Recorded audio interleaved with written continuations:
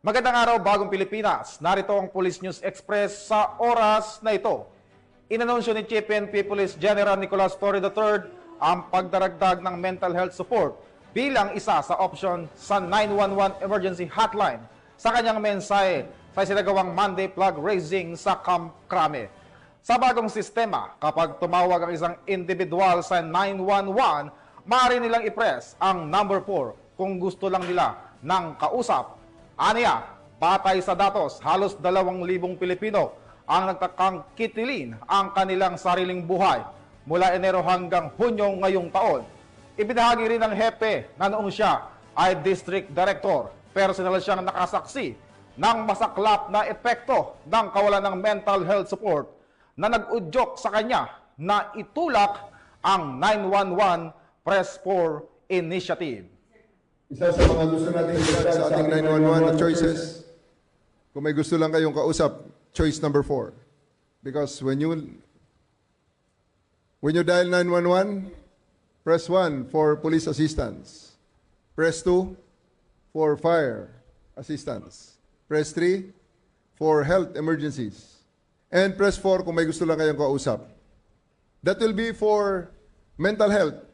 Yung press 4 na may gustong kausap ay we are in talks now with various groups and volunteers na pag may isang tao na nag-dial ng 911 at pinindot ang number 4, siya ay ko-connect ng ating operator sa mga groups na kausap natin na handang tumanggap ng mga tawag na yon.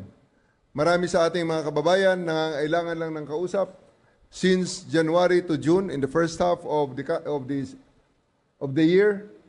Almost 2,000 Filipinos killed themselves. Suicides.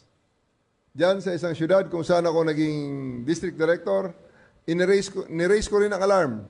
Dahil nung aking tenure, sa isang buwan, merong 15 na nagpakamatay. That is 1 every 2 days. Kaya inilagay natin, choice number 4, kung gusto niya lang ng kausap, at ito ay mag-operationalize pag matapos natin makausap ang mga volunteers at mga civic organizations at mga NGOs na magbibigay sa atin ng mga ready counselors na tatanggap sa mga tawag na ito. Ibinahagi rin ni Police General Torre na kasalukuyang inimbestigahan ng Anti-Cybercrime Group ng PNP ang dumaraming kaso ng bullying at cybercrimes. Isa rin sa nagtulak sa kabataan para saktan ang sarili. Giit niya, hindi papayag ang PNP na yurakan ang dignidad ng mga Pilipino. Isang portion ng papakamatay ay naging biktima ng bullying. Both physical bullying at online bullying. Right now, our ACG are investigating sizable number of bullying cases online. Blackmail, bullying, and many other crimes perpetrated on the cyberspace. But I want to focus on bullying. Bullying ay isa sa mga nakakasira ng pag-grow ng ating mga bata, ng mga kabataan, at sa mga matatanda naman, ang mga nabubuli, ang iilan sa kanila, yan nga. Nasisirang buhay ang iba na mapakamatay.